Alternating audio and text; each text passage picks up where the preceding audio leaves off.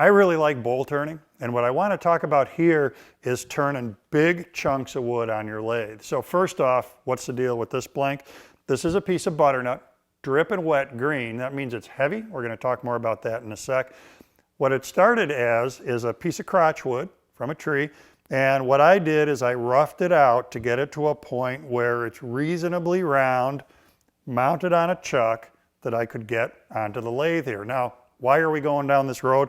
Well, when I work with these really big chunks, it gives me the opportunity to turn a large bowl. You'll also notice that we're a little off balance here. This is going to end up as a natural rim bowl. I love how those look, but we have to deal with the fact that our whole blank here is a little bit off balance. So what are we looking for? On your lathe, we want to have a machine that's got some mass to it. So what that means is that we've got a bed and a leg system that is steel, cast iron, a lot of weight, a lot of mass, so that if this does spin with some vibration, it can dampen that vibration. Additionally, with the vibration, we want to make sure that when stuff is locked down, it's going to stay locked down. So we want to make sure that these handles are really doing their job and keeping things in place. One of the most important things is speed control. Because we're eccentric here, we can't just turn this baby on at a real high RPM. What we really want to do is dial the RPM in to a point where it's safe. So as I work with the speed control here, what I'm looking for is the highest that I can turn this without it bouncing all over the floor. And that's where this variable speed control is really nice, because it's really infinitely variable, and it lets me dial that in to just the right spot. I'm going to try there. So what I'm looking for is the point where maybe the lathe starts to shimmy just a little bit, and I want to be below that point because I don't want the lathe bouncing around. Next thing we need here is low end torque. We're going to start cutting this using a scraping technique, and in order for that to happen, the lathe has to keep up with the work that I'm trying to do. So low end torque means that when I apply the chisel to the work, we're not going to stop the bowl. The lathe is going to be able to power through, give everything a final lockdown here, start cutting.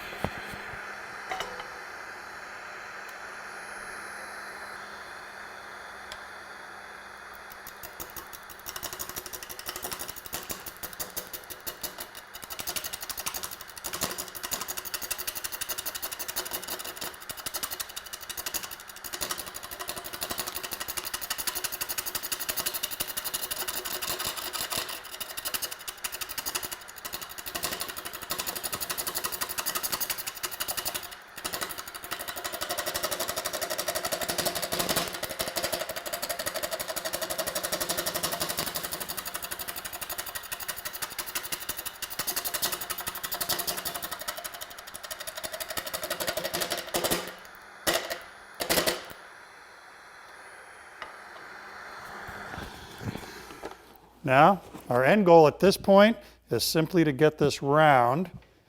Now that I've taken a little wood off, we can bring the tool rest in. Always checking to make sure the tool rest doesn't hit. Second verse, same as the first. As this starts to round out, I'll be able to increase my RPM, which is a benefit to getting good cut quality.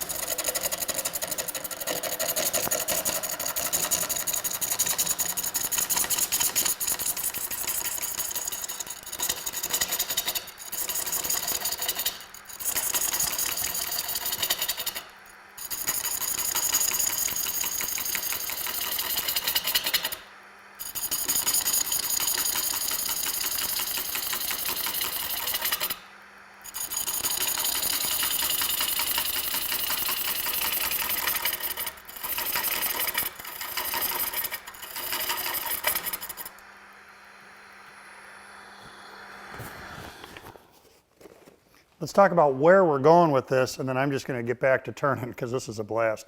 This is the bottom of the bowl. chuck is currently temporarily holding the top of the bowl.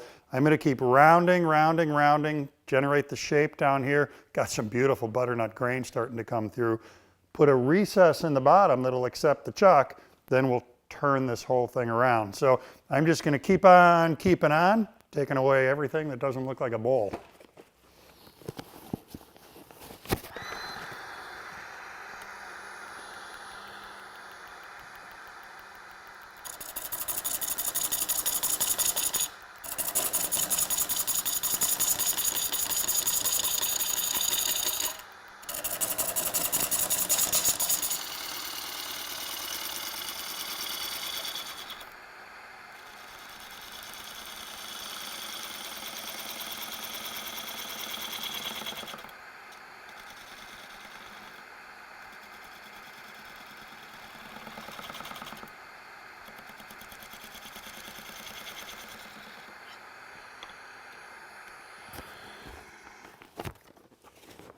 What do you think?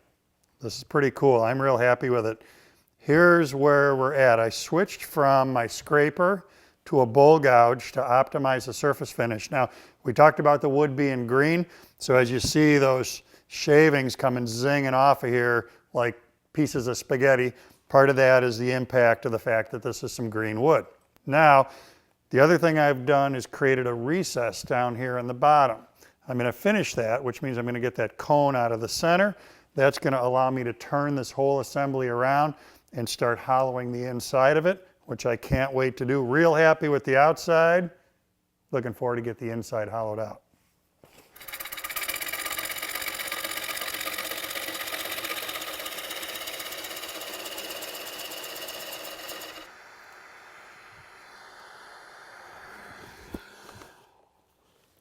All right, this butternut bowl is really coming along. Couple things to point out here. One, notice that my tool rest is out here and I'm working on the side of the bowl that's away from me instead of near me. This is a great feature, which is about having reverse on the lathe. From a body dynamic, what it means is that I can stand and turn like this instead of leaning over the lathe to turn on the inside face over here. So currently running the lathe in reverse in order to work on that edge. Back to using the scraping technique to get my hollowing going here. And then when I have a bunch of wood out of there, I'll go back to the shearing technique to optimize my surface finish. Tool rest is backed, or tailstock is backed out of the way to make sure that I don't inadvertently bump my elbow as I'm working on hollowing the inside. I got a lot of wood to come out of here yet. I predicted this would be about a 30-gallon day, which is the shavings we're producing. And I think I'm pretty close to right on that. So back to work for me. We'll come back and have a look when I'm a little further along on the inside there.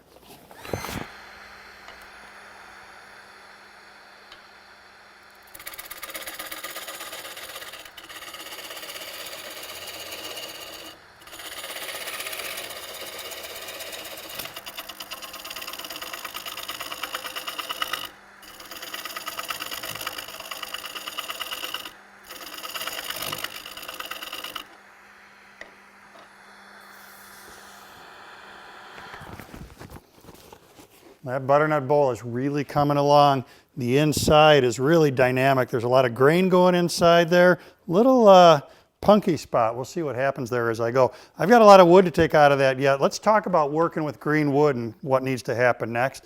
Variety of ways that you can deal with this. One is take out a bunch of wood, but leave a thick wall. Let that dry. And then after it's completely dry and it's gone kind of egg-shaped on you, come back and finish the turning. Also, if you look on the internet, you'll find stabilizers. You can use chemicals to stabilize the wood that prevents that cracking and egg shaping from happening by stabilizing the cells of the wood themselves. So just poke around a little bit. There's a lot of information out there about working with green wood and stabilizing it following the turning.